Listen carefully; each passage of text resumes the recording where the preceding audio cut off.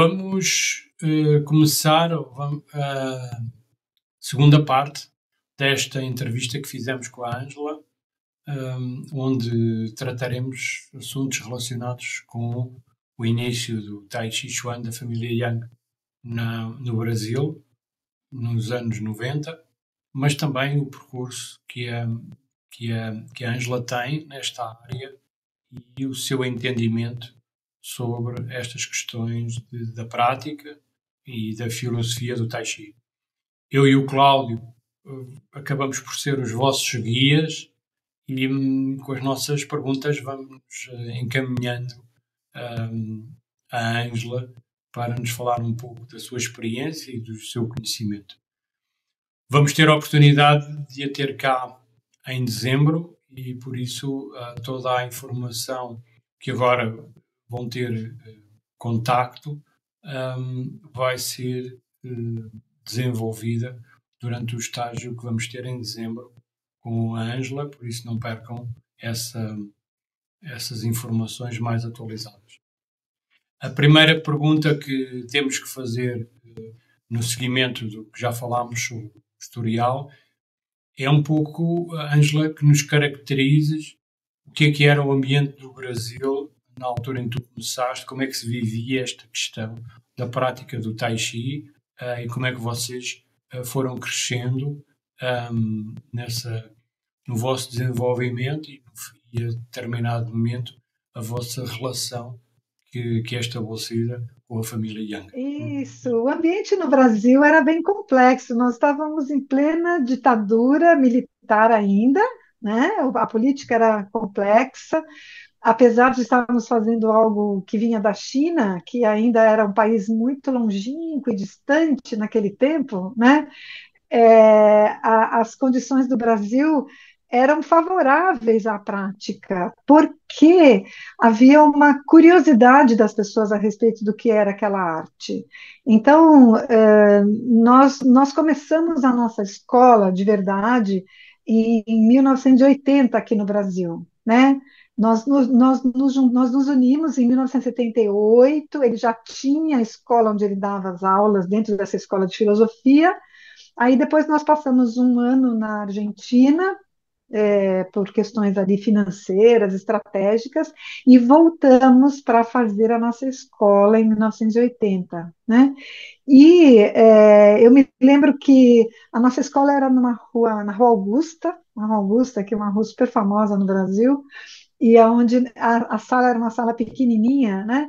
E nós fazíamos divulgação do Tai Chi, distribuindo folhetos na rua. Naquele tempo valia isso, distribuir folhetinho, cartazes, né? E as pessoas vinham curiosas, entendeu? Curiosas. Então, durante um período longo, até posso dizer, os nossos alunos eram alunos que vinham experimentar o que era o Tai Chi Chuan. O que é essa coisa diferente, que tem um nome estranho, né, que vem da China? E, e destas pessoas, muitas pessoas se identificaram com a arte, né?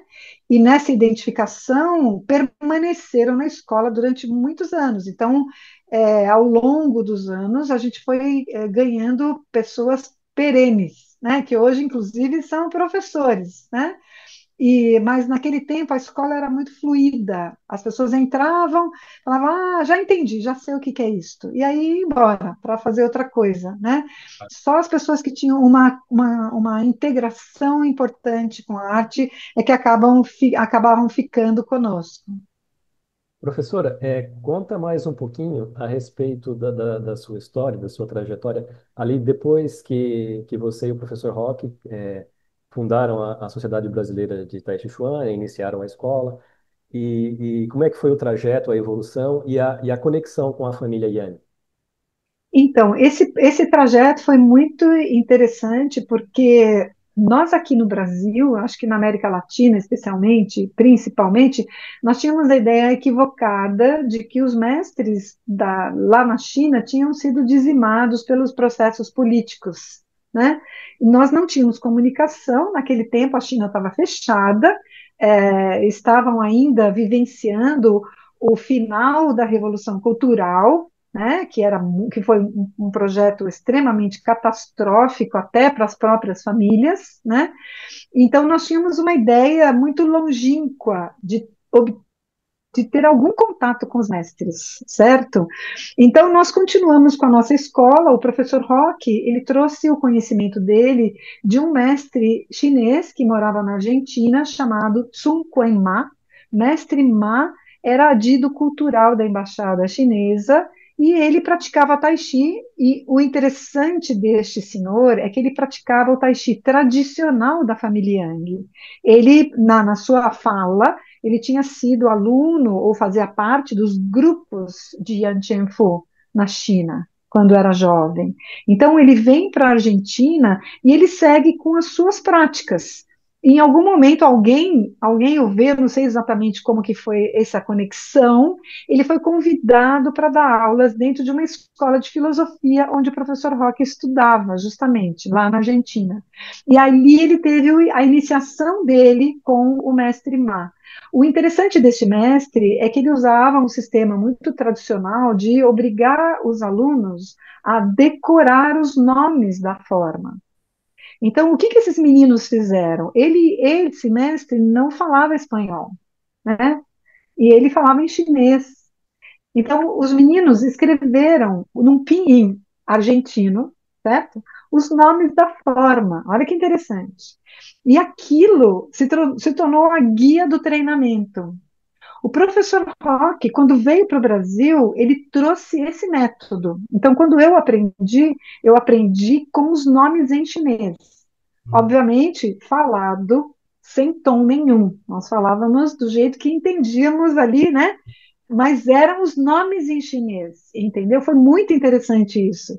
Então, e nós montamos a nossa escola e o professor Roque tinha o desejo de formar instrutores. Por isso, eu fiz parte da primeira turma, né? Eu fui a primeira instrutora formada por ele e aí nós montamos a escola juntos e começamos o nosso projeto. Isto foi a partir dos anos 80. Em 1990, já havia internet, nós tínhamos computador e nós recebemos, eu não sei através de como, um comunicado de que ia haver um evento nos Estados Unidos, na Virgínia, com a Pat Rice. Pat Rice desenvolveu, em 1990, o primeiro evento chamado Taste of China. Taste of China, né, o sabor da China, porque haviam muitos mestres fugidos da China morando nos Estados Unidos, então ela era uma pessoa integrada na arte marcial e no Tai Chi, e ela conseguiu, em 1990, trazer o mestre Yan Zhendou para os Estados Unidos para fazer um seminário. Nesse momento, nós aqui no Brasil, o Roque olhou e falou assim, puxa, eu tenho que ir nesse evento. Então, nós juntamos o dinheiro que nós tínhamos e mandamos o professor Roque para os Estados Unidos para fazer parte. Então, foi o professor Roque e 2 alunos, uma moça que falava inglês e que ia ajudá-lo para fazer traduções, e um outro aluno, que é o Carlão, que continua sendo nosso aluno até hoje. E os 3 foram para os Estados Unidos para ter esse evento, para participar do evento. Quando chegam lá, a curiosidade que eles causaram é que eles eram os únicos não americanos participando do seminário. E não é que tinha pouca gente, não, era um grupo grande de pessoas que estavam ali, porque eram inclusive alunos de Chai Man-Cheng, alunos de Zhou Tsunhua, entendeu? Que já praticavam algum Tai Chi e que ficaram muito curiosos em conhecer o mestre Yan Zhendou, que era o patriarca vivo da família Yang, era a novidade do século, né? E o professor Roque lá, e aí então ele participou deste primeiro seminário. A coisa mais curiosa que aconteceu é porque como os 3 eram os únicos estrangeiros, junto com o mestre Yan Zhendou e o mestre Yan Jun, que estava ali. Então, eles organizaram um passeio dentro de uma van para eles fazerem um tour ali. E colocaram o professor Roque dentro da van junto com os 2 mestres. Então, o Roque não falava chinês, menos ainda inglês. Então ele começou a brincar com o mestre Zendô, falando os nomes da forma em chinês. Ibei, Tishu, Lantiawei, Sulantiawei. E o mestre Zendô se espanta, achando, nossa, esta pessoa, esse argentino sabe falar chinês, né?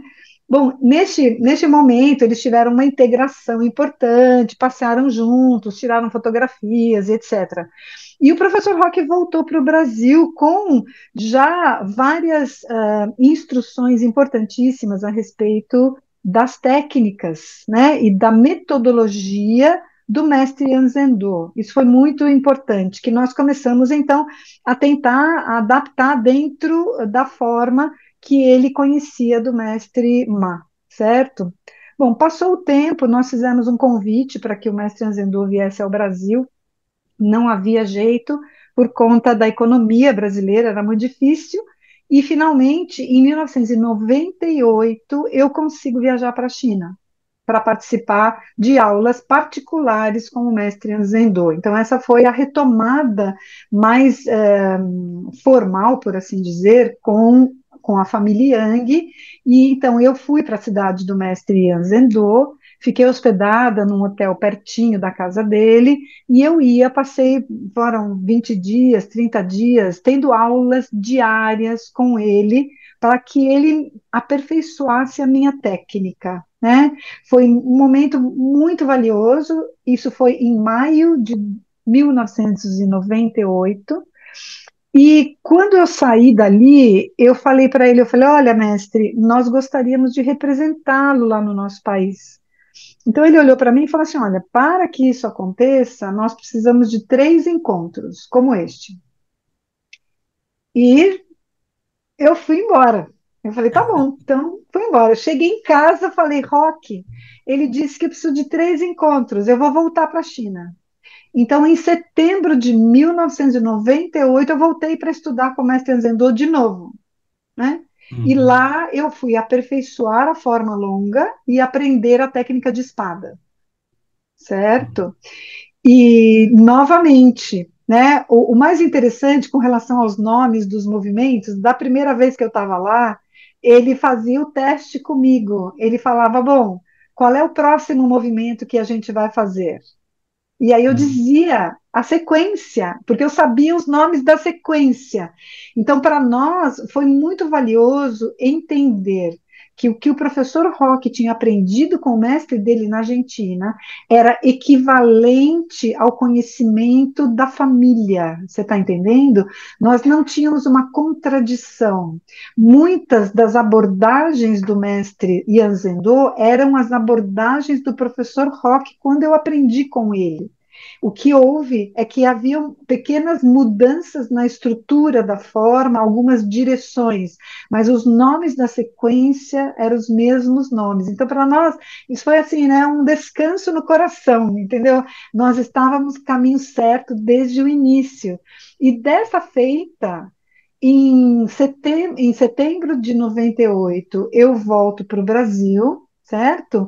Em junho de 1999, eles vieram para o Brasil. Então, esse foi o nosso terceiro encontro.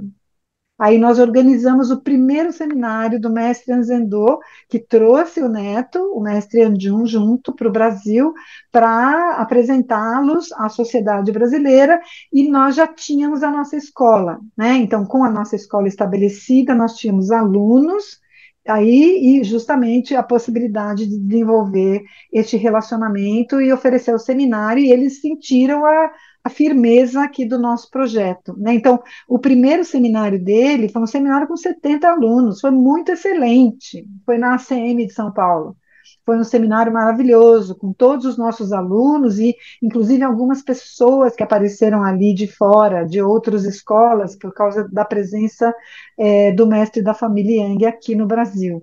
E a partir daí, então, todos os anos, nós trazíamos o mestre Yan Zendô e depois o mestre Yanjun. Ok. Então, nós fizemos o seminário em 99, em 2000, em 2001. Em 2002 não teve seminário porque nós fomos para a China. 2002, nós fomos para a China com um grupo para participar lá dos eventos, né? E a partir de 2002, 2003, então quem vem é apenas o mestre Anjum. Certo?